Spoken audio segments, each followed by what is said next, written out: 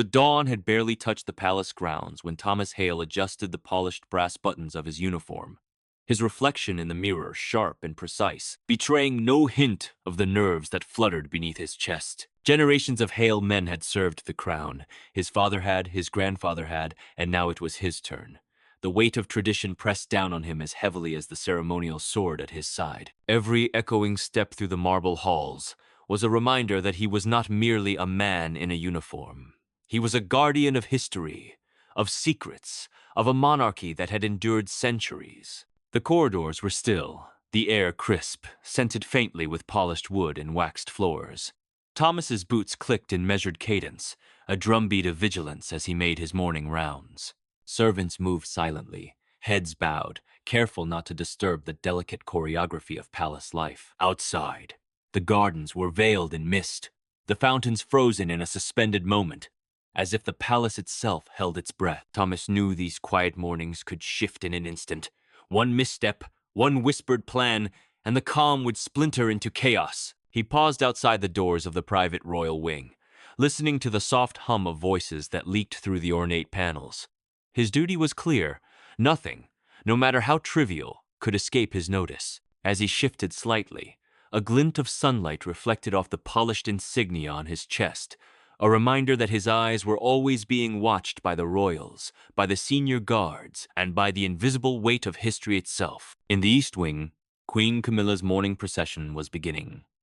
The heavy silk curtains stirred as she entered the room, her presence both commanding and exacting. Even from a distance, Thomas could sense the imperceptible tension she radiated, a controlled energy, like a coiled spring, waiting for the precise moment to snap. He had served long enough to recognize it. Camilla's commands, even whispered, carried the authority to unsettle the palace, to bend men's wills, and to test loyalties in ways that left scars long after the confrontation ended. Today, the Queen's movements were deliberate, almost ritualistic. She adjusted the folds of her gown, the pearls catching the faint light, and gestured for her attendants to prepare documents and schedules. But beneath the elegance, there was a shadow, subtle yet palpable, creeping into the edges of the morning. Thomas noticed it immediately, a slight tightening of her jaw, the flash of steel in her gaze that signaled intention, calculation. Something was coming. Something he would be expected to obey without question. Thomas's mind wandered briefly to the young royals, Princess Charlotte and Prince George, laughing in the distant playroom, their carefree innocence a stark contrast to the machinations that often consumed the palace. Protecting them was his ultimate duty. Yet he knew that even the most loyal guard could be tested by the whims of those who wielded power without conscience. The thought tightened his chest. Every whisper, every glance, every footstep could carry consequences far beyond the moment. The dining hall was next on his route, its long, polished table gleaming under the early light. Servants scurried quietly, setting the silverware with precision, their movements choreographed like a silent ballet. Thomas's eyes swept the room, noting every detail. A misplaced napkin, a slightly tilted chair, the subtle tension in the shoulders of the attendants. Nothing escaped his notice, and yet today felt different. The air itself seemed charged, a quiet electricity humming beneath the surface of routine. A soft chime echoed through the hall, the signal that the Queen had arrived. Thomas straightened, hands clasped behind his back, boots planted firmly. From the corner of his eye, he saw her glance at the array of documents, her expression unreadable, yet somehow sharper than usual. The senior aides followed her lead, bowing slightly, their faces masks of deference. Thomas's pulse quickened imperceptibly. Something unthinkable was about to unfold, and he, like every other soul within these walls, would be caught in its current. He remembered his father's voice, grave and unwavering from years before. A guard's first duty is to protect, not to question, not to hesitate, but to anticipate. Thomas had lived by that creed, yet today he felt a tremor of uncertainty. There was a line between obedience and conscience, between loyalty and morality, and he sensed that today he might be forced to cross it. The palace itself seemed to respond to the tension. The chandeliers above flickered as if in acknowledgement, the polished floors reflecting the muted light like mirrors of foreboding. Thomas moved toward the Queen's chambers, the echo of his steps loud in the otherwise silent hallway. Each footfall felt heavier than the last, as if the palace were guiding him toward a reckoning that had been long in coming. Inside the chambers, Camilla's presence was absolute. She held a document in her hand, the words of which he could not yet see, but the weight of them radiated across the room like a storm about to break. Her eyes met his for a brief moment, sharp and commanding, and Thomas felt the full force of her authority pressing down on him. Every instinct screamed to obey, to follow the chain of command. Yet something deep inside warned him that this was no ordinary request. Servants and aides shuffled, whispering quietly, their voices barely audible, carrying fragments of orders that Thomas could only partially piece together. His heart pounded in his ears, a silent drum that echoed the danger he sensed but could not yet name. In the distance, the laughter of the children was faint, a reminder of what was at stake if he faltered. The palace was a world of appearances, of decorum and ceremony, but beneath the polished veneer lay currents of ambition, jealousy, and power that could swallow the unprepared whole. Thomas inhaled slowly, centering himself, and allowed his gaze to sweep the room one final time. Each detail mattered. The placement of the chairs, the expressions on the aides' faces, the subtle tremor in the Queen's hand as she held the document. Every element was a clue, every movement a signal. He had trained for this, had been shaped for this. Yet a cold realization settled over him. The command he would soon be given might test the very limits of his loyalty and courage. The sunlight shifted through the windows, illuminating the polished floors and the ornate ceiling, highlighting the tension that gripped the room like an invisible hand. Outside, the gardens remained quiet, the fountains frozen in their timeless dance, unaware of the storm gathering within the palace walls. Thomas could feel it in his bones, the shift in the air, the tightening of the Queen's gaze, the unspoken promise of upheaval. And then, in the quietest moment of all, a single, measured voice broke the silence. Camilla spoke, her tone calm, almost deceptively gentle, yet carrying a weight that made the very air tremble. The words themselves were unspoken to him at first, yet he sensed their meaning in the tightening of his chest, the subtle flare of fear, and the instinctive readiness of his hands to act. Whatever was coming, he knew, would demand everything he had, and perhaps more than any guard had ever been asked to give. Thomas Hale had walked these halls countless times, had served the crown with unwavering devotion, had followed orders without hesitation. But as he stood in the quiet before the storm, he realized something terrifying. This time, obedience might not be enough. This time, he might be asked to choose between duty and conscience, between loyalty and what was right. And as the echoes of his own heartbeat mingled with the hushed sounds of the palace, he felt the first tremor of a decision that could change everything. The silence stretched, heavy and pregnant with possibility. Somewhere in the distance, the faint sound of a child's laughter mingled with the whisper of silk and the clatter of polished boots. The palace was holding its breath. Thomas Hale straightened his shoulders, tightened his grip on the ceremonial sword, and prepared himself. Whatever command was about to come, whatever unthinkable order the Queen would issue, he knew that he was standing at the edge of a choice that would define him, perhaps forever. And then the words fell like a hammer, sharp and absolute, cutting through the air with undeniable authority. The moment of calm was over. The storm had arrived. The words still echoed in Thomas's mind as he lowered his gaze, the ceremonial sword trembling slightly in his grip, not from fear, but from the weight of what he had just been commanded to do. The Queen's presence was absolute, a magnetic force of authority that made hesitation a dangerous indulgence. Yet beneath the surface of obedience, a chill of disbelief crept through him. He knew that to follow such an order without question would compromise everything he had ever believed about honor and duty. Every instinct screamed that the line between right and wrong had been crossed, and yet he remained frozen, outwardly calm, heart hammering like a drum in the cathedral-like silence of the chamber. A faint rustle behind the velvet drapes caught his attention. At first, he thought it was merely the morning breeze stirring the heavy fabric, but then a soft, hurried whisper slipped through the folds, a child's voice, tremulous and curious. Thomas's eyes flicked toward the corner of the room, where sunlight pooled against the polished parquet. Princess Charlotte stood half hidden, her small hands clutching a book she had clearly been reading in secret. Her wide eyes darted nervously toward the queen, then back at him. The innocence in her gaze was disarming, a stark reminder of what was at stake should he falter. Protecting her had never felt more urgent, more personal. As Thomas shifted slightly to intercept the child's gaze, a hush fell over the aides.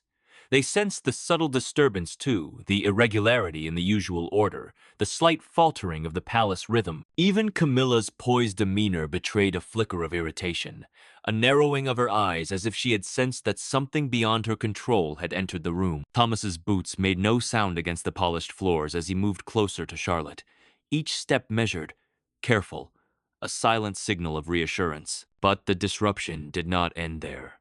From the far end of the hallway came a soft clatter, a noise too deliberate to be accidental. A palace footman appeared briefly, carrying a sealed envelope, his eyes wide and cautious, as if he had glimpsed something forbidden. He hesitated at the threshold, glancing at the queen, then at Thomas, before retreating down the hall without delivering his errand. The interruption was subtle, but to a guard trained in the minutiae of palace life, it was impossible to ignore. Something was being moved, something hidden, something urgent enough to bypass the usual chain of command. Thomas's senses sharpened.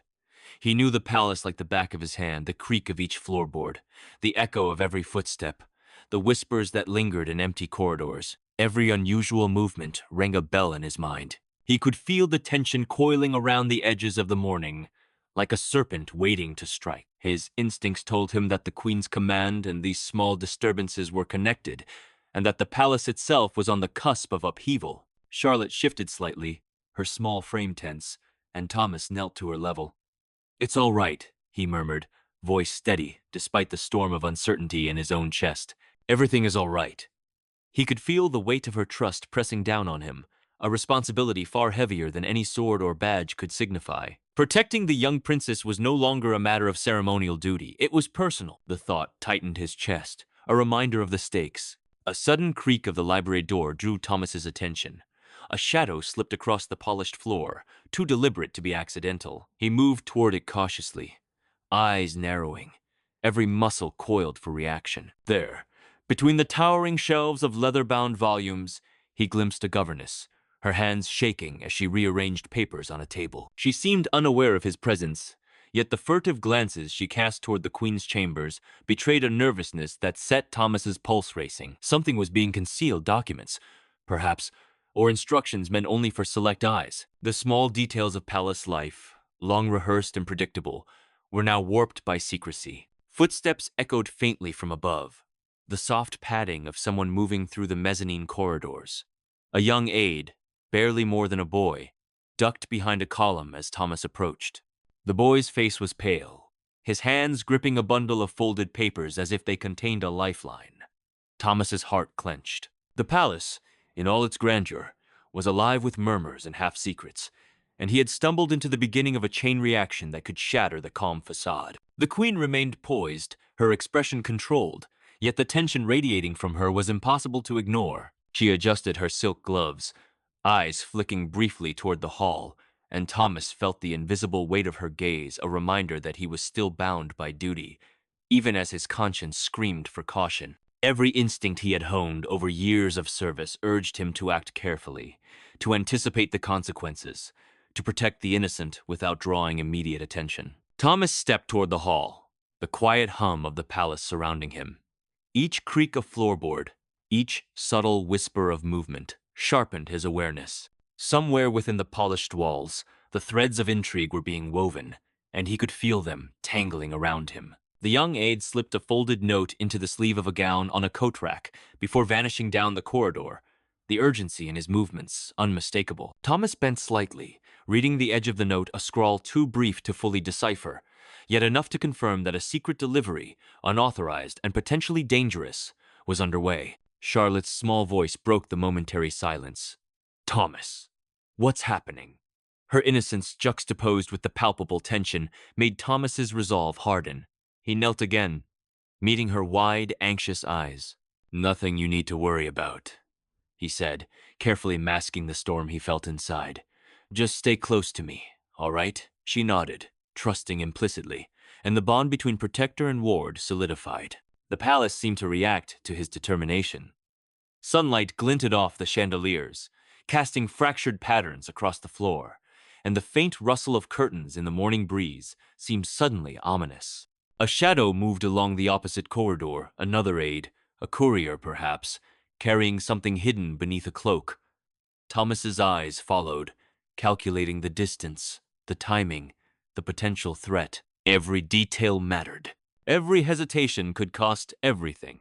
A soft, muffled voice reached his ears, almost imperceptible at first. He strained to listen. "Must be done tonight. No exceptions." The words were brief, fragmented, but enough to ignite alarm. Someone, somewhere in the palace, was coordinating something covert, something urgent. Thomas's pulse quickened. The Queen's earlier command, the hidden envelope, the furtive movements of aides, all pieces of a puzzle whose shape he could only begin to sense. He straightened abruptly, adjusting his uniform, eyes scanning the hall for any further disturbances. Each step he took was measured, deliberate, silent. The palace was alive with secrets, and Thomas knew that tonight's calm would be shattered. Somewhere behind the velvet curtains, in the polished corridors, in the hidden chambers of the estate, the plan was unfolding, and he was caught in the middle, the tension pressing down like the walls themselves. Charlotte tugged at his sleeve, her small hand warm and insistent. "Thomas, I don't like it," she whispered. Thomas swallowed, nodding, masking the unease he felt. He lifted her hand gently. "I know, Princess, but I promise I'll keep you safe." His voice was firm, though his mind raced with questions. What was being ordered? What secrets were being moved? And what impossible demand would soon fall upon him? The palace held its breath. The quiet disturbances, subtle yet unmistakable, were no longer isolated. They formed a pattern, a network of urgency and secrecy threading through the very heart of the royal estate. Thomas felt it in his bones. The calm was a prelude, the quiet a deceptive lull, and somewhere, hidden in plain sight, the unthinkable command he had yet to refuse was being prepared to descend upon him. Thomas's eyes swept the hall one final time, taking in every shadow, every reflection, every movement of the servants, aides, and courtiers. He felt the surge of tension that comes when the first tremors of a storm ripple through the air. The palace was alive with secrets, whispers, and furtive glances. And in the midst of it, he, Thomas Hale, young guard of unwavering loyalty, was beginning to understand that tonight nothing would remain the same. The palace corridors seemed to shrink around Thomas as he moved, the polished floors reflecting the growing tension like a warning. The muffled whispers and furtive footsteps he had observed earlier had coalesced into a sense of inevitability. The storm he had felt gathering since dawn was no longer distant. It was here, and its eye was none other than Queen Camilla herself. The aides and courtiers now moved with a strange, taut awareness, casting glances at one another as though they shared the unspoken knowledge that something unprecedented was about to unfold. He entered the Queen's chambers with measured steps, boots silent against the marble, the ceremonial sword still at his side. Camilla sat behind the ornate desk, her posture perfect, her expression a mask of regal composure. But there was fire in her eyes, sharp and deliberate, a controlled fury beneath the veil of civility. The document she had held in the morning was now unfolded before her, the weight of its instructions radiating across the polished surface, an invisible hand pressing down on everyone present. Thomas felt a knot tighten in his stomach as he realized the full gravity of what was being demanded. "Thomas," the Queen said, her voice calm yet edged with steel, "I need you to ensure that certain measures are taken tonight."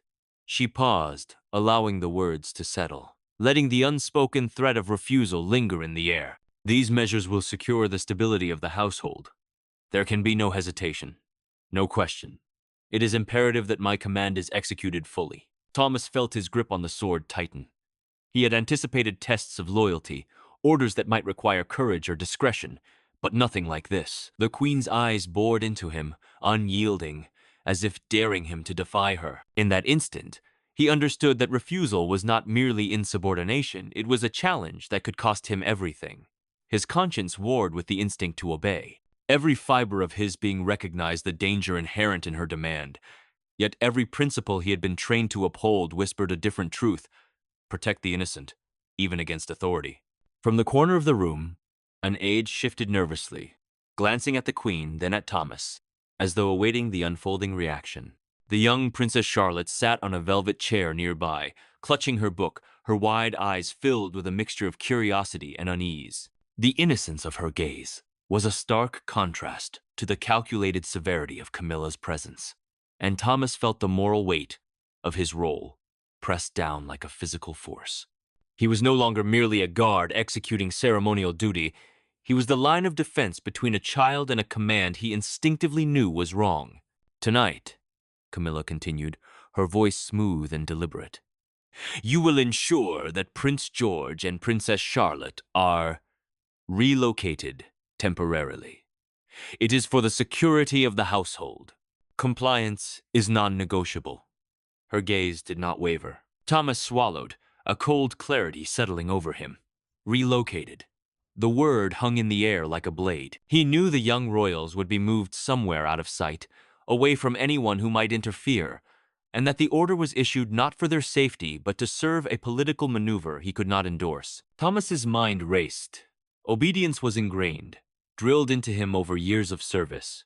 Yet the stakes now transcended protocol. He had to consider the consequences of defiance, the Queen's wrath, potential disgrace, even expulsion from service. Yet the consequences of compliance were far more personal, innocent lives at the mercy of power, trust betrayed, and the silence of a palace that would accept cruelty as duty. The tension pressed against him like the very walls of the chambers, and he felt the gravity of the choice weighing heavier with each heartbeat. Camilla's hands rested lightly on the document, her fingers poised as if to trace each instruction herself. The aides exchanged silent glances, hesitation in their posture, a recognition that they were witnesses to the impossible demand. One of them, a senior housekeeper with decades of palace experience, opened her mouth as if to protest, then closed it quickly, the fear of reprisal written clearly across her lined face. The palace had a hierarchy, a chain of command. Yet even the most seasoned courtiers knew the peril of contradicting a sovereign openly. Thomas, standing tall in his uniform, understood he was facing the same test, but with a burden far heavier than protocol could ever convey. A sudden shuffle from the hall drew his attention. Prince George, curious and unaware of the magnitude of the conversation, appeared at the doorway. His youthful eyes, wide and trusting, met Thomas's, and the young guard's resolve crystallized. Protecting the children was no longer optional. Compliance might preserve ceremony and loyalty, but defiance could preserve life, innocence, and honor. He felt a surge of moral certainty, even as the cold, authoritative gaze of the Queen drilled into him like steel. Camilla's voice cut through the momentary hesitation. Thomas, I will not repeat myself. This is your duty. The words were precise, unwavering. Her expectation was clear. Obedience, absolute, and immediate. The aides in the room held their breath, the tension almost unbearable, as if the walls themselves were bracing for the confrontation to come. Thomas's jaw tightened. He knew what was expected of him, and he knew what he could not allow. I'm sorry, Your Majesty, he said, his voice steady, though heavy with emotion. The pause before he continued stretched the air taut. I cannot carry out that order. Not with the children involved. Silence followed, as though the room itself had been stunned into stillness. The weight of defiance pressed down like a tangible force. Even Charlotte, sensing the gravity of his words, shifted closer to him, her small hand brushing against his leg. Camilla's eyes flared with anger, a controlled eruption that seemed to crack the serene veneer of the morning. You dare refuse me? She demanded, each word deliberate, precise, a weapon of authority. Do you understand the consequences of such insolence? You could be dismissed, you could be disgraced, you could lose everything. Her tone was sharp, unyielding, yet Thomas felt no fear, only the unshakable certainty that the safety of the children outweighed any ceremonial obedience. Aides murmured nervously. glancing at each other as tension radiated through the chamber. The senior housekeeper's hands shook, clutching the edge of the desk. Somewhere in the palace, doors closed quietly. Servants paused mid-step, and the soft echo of the chandeliers seemed to shiver in response to the conflict. The order, the command, the moral dilemma all hung in the balance, suspended in the polished, gilded room like a storm waiting to break. Thomas drew in a slow, measured breath. His eyes met Camilla's, unwavering. "I will not endanger them, Your Majesty. That is my duty, my honor, and my oath. If you wish to punish me, so be it. But I cannot obey this command." The words were definitive, carrying the weight of unflinching loyalty not to a sovereign, but to the innocent lives entrusted to his care. The queen's expression hardened. Her lips pressed into a thin line, and a silence, thick and suffocating, filled the chamber. The aides, tense and uncertain, seemed frozen by the magnitude of the confrontation. Camilla's hand hovered over the document, her authority absolute. Yet Thomas could feel the undercurrent of tension shift subtly. Defiance had entered the palace, unanticipated and dangerous, and the consequences of this refusal would ripple far beyond the chambers in which it had been spoken. At that moment, a soft scuffle sounded from the hallway. Another aide, previously unseen, peeked in with a folded note trembling in her hands. Thomas recognized the urgency instantly. The secret delivery he had noticed earlier had arrived, and it now intersected with the Queen's unthinkable command. The tension escalated, as if every hidden plan, every whispered instruction, and every expectation of obedience were converging in this single, pivotal instant. Thomas tightened his grip on the ceremonial sword, eyes flicking toward Charlotte and George. The children were unaware of the magnitude of the rebellion, of the defiance that could cost him everything, yet their safety, their trust, was his moral anchor. He would protect them, even if the palace itself seemed poised to turn against him. He was no longer just a guard. He was the last line of defense against a command that threatened innocence. The Queen's voice returned, softer now, almost dangerous in its control. "You leave me no choice," she said, her tone a whisper that carried the authority of inevitability. Thomas knew the confrontation was far from over. The consequences of refusal, the ripples through the palace hierarchy, and the looming threat to the children's safety all pressed upon him with relentless weight. Yet, amidst the tension, Thomas felt a calm clarity. He had chosen, and his choice would define him. The air in the Queen's chambers felt charged, almost electric, as Thomas Hale stood his ground. His refusal had not gone unnoticed, and the tension radiating from Camilla was suffocating, yet she remained eerily composed, a storm cloaked in silk and pearls. The aides shuffled nervously, glances darting between the Queen and Thomas, the uncertainty palpable. Even the polished floors seemed to vibrate under the weight of the confrontation, reflecting the rigid discipline and unspoken threats that dominated every corner of the palace. Camilla's eyes, sharp and unforgiving, fixed on him. "So be it," she said, her voice low but lethal, carrying a calm finality that sent ripples of unease through the room. "You will face the consequences, Thomas Hale, but know this. My command was for the stability of this household. Your defiance is noted, and the repercussions will follow." There was no rage in her tone, only the chilling certainty of authority, yet Thomas felt a surge of quiet triumph. He had made his choice, and for the first time in the morning, he felt the solid weight of moral certainty. He glanced at Princess Charlotte, her small hand clinging to the corner of her chair, eyes wide with unspoken fear. George peeked from behind her, curiosity and concern mingling in his youthful expression. Thomas knelt slightly to meet their gaze, the stoicism of a lifelong guardian merging with raw emotional resolve. "You're safe," he whispered, voice low but steady. "No one will harm you. That is my oath." The children nodded, their trust in him absolute, a bond forged in this quiet rebellion against authority. Outside the chambers, the palace seemed alive with subtle tension. Servants paused mid-step. The clatter of silverware in the dining hall momentarily halted, and distant voices faltered, as if the very walls were listening. News of Thomas's defiance, though unspoken, spread through the network of courtiers and aides, with the speed of whispered rumor. Each footstep in the corridors carried with it the silent question. What would the queen do? Would her wrath descend like a storm? Or would the unthinkable act of a single loyal guard shift the currents of palace power? Thomas felt eyes on him from every corner. The senior housekeeper, usually composed and unflappable, looked torn between fear and admiration.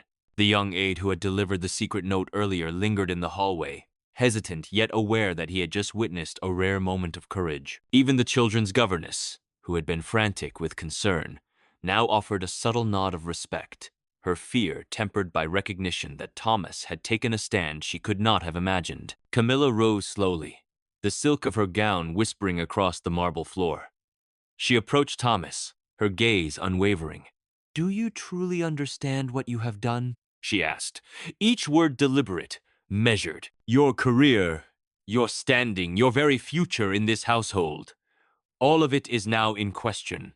Her presence was formidable, almost suffocating, yet Thomas did not waver. Every instinct, every lesson from years of service told him he had chosen the right course, even as the cost loomed like a shadow over him. "I understand, Your Majesty," he replied evenly, shoulders squared.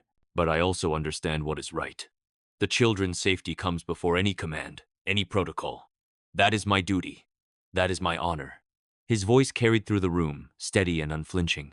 The aides exchanged tense glances, realizing that the guard's words were not mere defiance, they were a declaration of moral authority, a challenge to the expected hierarchy that could not be ignored. Camilla paused, the tension in the room crackling like static electricity. For a moment, her expression softened, almost imperceptibly, as if she were calculating the ripple effects of this act. Then, with deliberate grace, she turned toward the document she had been holding, her fingers tracing the edges as though gathering strength. "So be it," she repeated, her tone colder this time, edged with calculation rather than threat. "But know this. Tonight, the palace will remember your choice, and the consequences will not be gentle." As if on cue, the distant sound of hurried footsteps echoed down the corridor. Thomas stiffened, recognizing the signal that the secretive delivery he had noticed earlier had progressed. A servant appeared, clutching a small, sealed box, eyes wide with alarm. Thomas's mind raced. This was no longer a test of obedience. It was the unfolding of hidden plans that could compromise the entire household. Every ounce of his training, every instinct honed over years of service, surged forward. The Queen's command, the secret deliveries, the movements of aides all converged into a single, dangerous nexus. He moved swiftly, yet with deliberate calm, positioning himself between the children and the approaching servant. "Step back," he commanded softly, authoritative but not harsh. The servant obeyed, confusion and fear evident in his eyes. Thomas opened the box carefully, revealing its contents, documents and artifacts meant to be concealed, instructions for actions he could not condone. The weight of the revelation pressed on him, a tangible reminder that the stakes were far higher than mere protocol. Charlotte reached for his hand instinctively. "Thomas, what is it?" she asked, her voice trembling slightly. Thomas glanced down, offering a reassuring squeeze. "It's all right, Princess. Nothing you need to worry about. Just stay close to me." Her trust, unwavering and pure, reinforced the resolve in his chest. Whatever came next, he would not falter. He would protect them, even if it meant standing against the Queen herself. From the hallway, another voice rang out a sharp, clipped order from a distant aide echoing with authority. "Thomas Hale, step aside!" The command was meant to intimidate, to reassert the expected hierarchy. Yet Thomas did not move. His eyes flicked toward Camilla, who watched with an inscrutable expression, her presence a silent challenge. The tension was unbearable, a knife poised over the fate of everyone in the room. And then, without warning, a soft click came from the corridor, an indication that someone else had entered unnoticed. Thomas's gaze followed the shadow as it moved toward the Queen's chambers, revealing another layer of intrigue. A hidden figure, perhaps an aide or distant relative, silently observing the unfolding drama. The air thickened with suspense, every heartbeat a drum of anticipation. The palace, in all its grandeur, had become a stage for moral courage, secrecy, and high-stakes confrontation. Thomas exhaled slowly, centering himself. He had made his choice, and the consequences would follow. But for now, the children were safe. The Queen's unthinkable command had been met with refusal, and the palace, though tense and uncertain, had not yet fallen into chaos. Yet the lingering question hung in the air. What would the Queen do next? Would she escalate, punish, or retreat? The answer remained a mystery, hidden in the gilded halls and polished floors of the estate. Charlotte's small voice broke the suspense. "Thomas, will they be angry?" she asked softly. Thomas knelt, brushing a stray lock of hair from her forehead. "Perhaps," he admitted honestly. "But sometimes, doing what is right makes others upset. What matters is that we keep each other safe." The child nodded, her trust a fragile yet unbreakable shield against the uncertainty surrounding them. The soft echo of the palace clock marked the passing moments, each tick a reminder that time was moving inexorably toward evening, toward decisions and revelations yet unseen.